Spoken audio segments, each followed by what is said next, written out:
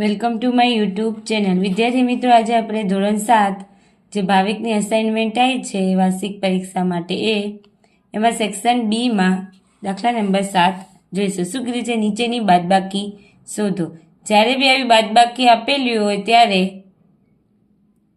પહેલા છેદ સરખા છે એ જોવાનો. અહીંયા છેદ સરખા નથી તો કરી દઈએ. જો 63 છે તો 21ના ઘડિયામાં 63 આવે. 21 તેરી 63. તો અહીંયા કરીએ 5 63 એકા 63 લખીએ. લસા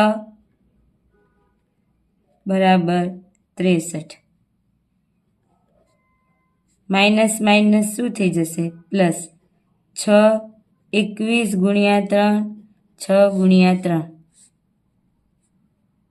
5 છેદમાં 63 પ્લસ 6 તેરી 18 21 તેરી 63. તો જવાબ આવશે 18 + 5 છેદમાં 63 એટલે 23 છેદમાં 63. હવે જો અહીંયા બંને અહીંયા નહીં થાય, અહીંયા માઇનસ. હવે જો અહીંયા 8 છે અને 11 છે તો આનો લસા કેટલો થશે? 88. તો -3 8ને કેટલા વડે ગુણીશું? તો 11 વડે. 11 -7 ગુણ્યા 11ને 8 વડે તો ઉપર બી 8 વડે. 11 તેરી -33 -7 8 56 છેદમાં 88. હવે જો માઇનસ માઇનસ કરવાના પ્લસ પણ નિશાની મોટાની. 6 ને 3 9 5 ને 3 અને અહીંયા 88 માઇનસ. આમ લખી શકાય 88 એકા 88 અને 1. આ રીતે પણ જવાબ આવે. ચલો હવે જોઈએ 7/9 અને -2/5. 5 અને 9ના ઘડિયામાં જે કોમન આવતું હોય તો 45 થાય. તો લસા બરાબર 45. તો 7 9ને કેટલા વડે ગુણીએ તો 45 5 વડે. એવી રીતે -2 5ને કેટલા વડે ગુણીએ તો 9 વડે. તો ઉપર બી 9 વડે. હવે જો 7 પંચા 35 અને 9 દુ 18 9 પંચા 45. 35 માંથી 18 જાય કરીએ 1. 15 માંથી 8 જાય 9 10 11 12 13 14 અને 15.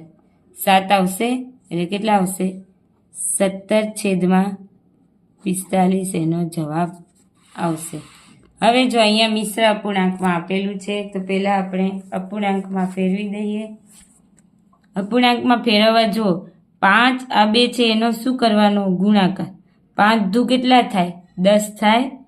10 અને આ પછી જે જવાબ આવે એમાં ઉમેરવાનો એટલે 4 એટલે કેટલા આવશે?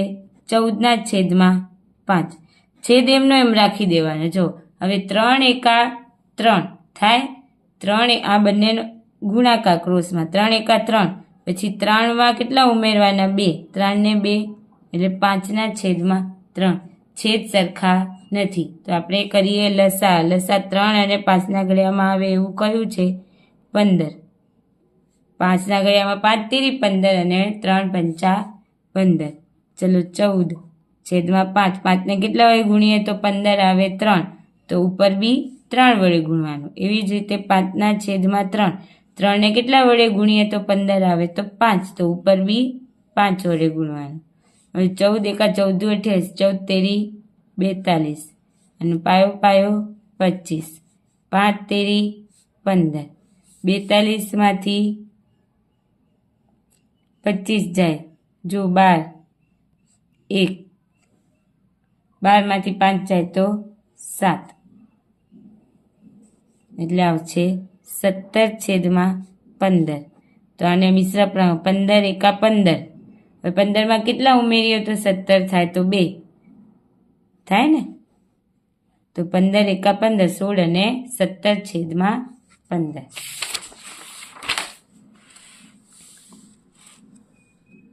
હવે જો અહીંયા માઇનસ છે તો પહેલાં તો મિશ્રમાં ફેરવી દઈએ. 9 દુ 18 ને 1 19 એટલે -19/9 -6. હવે લસા કેટલો થશે? 9 જ થશે. 19/9 -6/1. એકને કેટલા વડે ગુણીએ તો 9 આવે તો 9 વડે. અહીંયા તો 1 વડે જ ગુણવાનું થશે એટલે -19 6 9 54 તો -54/9. 9 ને 4 13 વધી 1 5 6 ને 7 કેટલા આવ્યા? 73/9. પણ કેવા? -73. કેમાં માઇનસ પ્લસ કરવાના આવ્યા પણ મોટા -54 છે એટલે 54ની નિશાની કેવી આવશે? માઇનસ. હવે જો 9ના ઘડિયામાં 72 આવે. હા, ક્યારે? 9 7 63 9 8 72 અને 1 ઉમેરશો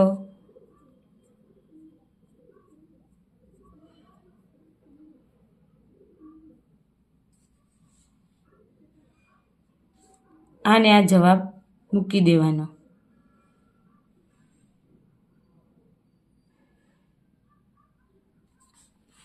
હવે જોઈએ દાખલા નંબર 6. 2/5 માઇનસ શું થાય? +6/5. તો જો અહીંયા તો છેદ સરખા થઈ ગયા. 6 7 8/5 તો 5 એકા 5 6 7 ને 8.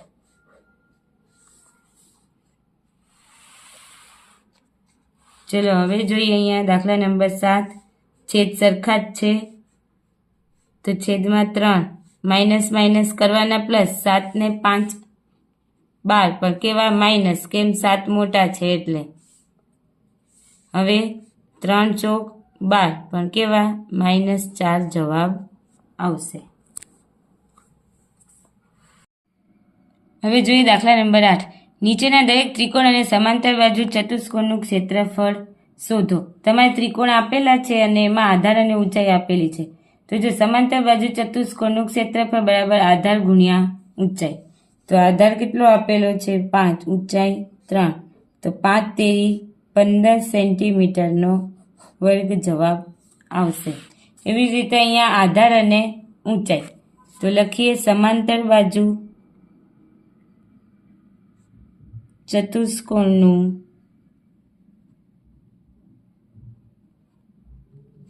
ક્ષેત્રફળ બરાબર આધાર ગુણ્યા ઊંચાઈ અને બી ગુણ્યા HB કહેવાય. કેમ? બી એટલે બેઝ અને H એટલે હાઈટ. તો કરીએ 8 ગુણ્યા 5 ગુણાકાર કરીએ 5 8 40 વધી 4 5 ચોક 20 ને 4 24 એક રકમ પછી પોઈન્ટ એટલે કેટલું આવશે? 24 સેન્ટીમીટરનો વર્ગ. ક્ષેત્રફળ છે એટલે વર્ગ આવે. હવે અહીંયા જ છે ત્રિકોણ આપેલા છે. ત્રિકોણનું ક્ષેત્રફળ 1/2 પાયો ગુણ્યા વેધ. તેમાં પાયો કેટલો છે? 5 અને વેધ 3.2. 2 વડે ઉડાડીએ 16 દુ 32 એટલે 1.6 થાય અને 16 પંચા 80 થાય પણ 1 પોઈન્ટ એટલે કેટલો જવાબ આવશે? 8 સેન્ટીમીટરનો વર્ગ. એવી જ રીતે અહીંયા ત્રિકોણનું ક્ષેત્રફળ બરાબર 1/2 પાયો ગુણ્યા વેધ. 1/2 પાયો 3 છે અને વેધ 4 છે. 2 દુ 4 એટલે અને 3 દુ 6 સેન્ટીમીટરનો વર્ગ. એવી જ રીતે અહીંયા ત્રિકોણનું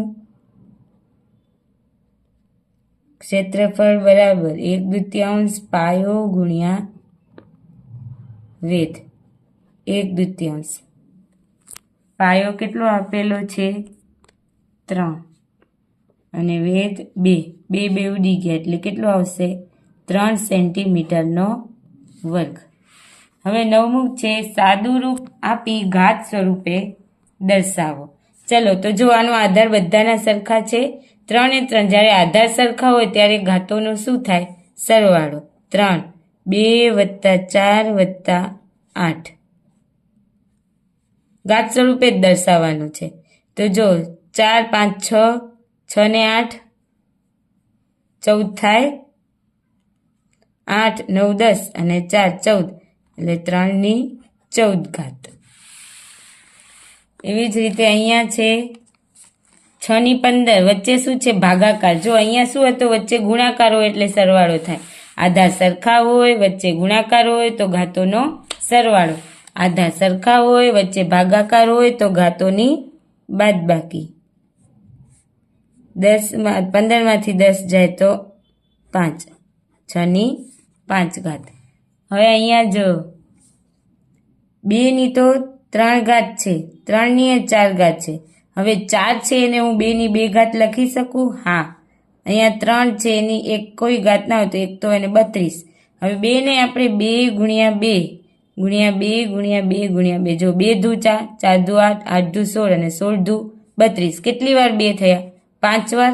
તો અહીંયા 2 ની 5 ઘાત લખીએ એટલે 32 થાય. હવે જો 2 ની અહીંયા 3 છે ને અહીંયા 2 છે એટલે આધા સરખા, વચ્ચે ગુણાકાર તો ઘાતોનો સરવાળો 3 + 2 અને ગુણ્યા 3/4 ઘાત. નીચે છેદમાં 2/5 ઘાત અને 3/1 ઘાત. હવે અહીંયા 2/5 ઘાત છેદમાં 2/5 ઘાત ગુણ્યા 3/4 ઘાત અને 3/1 ઘાત. ઉડી ગયા. હવે આ ભાગાકારમાં છે તો આપણે ખબર છે ભાગાકારમાં હોય તો ઘાતોની બાદબાકી થાય. 4માંથી 1 જાય તો 3/3 ઘાત જવાબ આવશે. હવે ચોથું, ઘાતની ઘાત છે તો ઘાતોનો ગુણાકાર. તો જો 3 દુ 6 ગુણ્યા 5/4 ઘાત અને પછી ભાગ્યા 5/7 ઘાત. અહીંયા આધાર સરખા છે તો ઘાતોનો અને વચ્ચે ગુણાકાર તો ઘાતોનો સરવાળો ભાગ્યા 5/7 ઘાત. 5/10 ઘાત ભાગાકાર 5/7 ઘાત. આધાર સરખા, વચ્ચે ભાગાકાર તો ઘાતોની બાદબાકી. 10માંથી 7 જાય તો 3 ઘાત. એવી જ રીતે જો અહીંયા 4/5 ઘાત 4/5 ઘાત તો ઉડી જશે. શું આવશે? a/8 ઘાત b/3 ઘાત a/5 ઘાત b/2 ઘાત. હવે જો આ ભાગાકારમાં છે ઉપર જશે ઘાત તો માઇનસમાં, એવી જ રીતે b/3 અને ઉપર જશે તો આ. તો 8માંથી 5 જાય તો a/3 ઘાત અને 3માંથી 2 જાય તો b/1 ઘાત. આ જવાબ આવશે.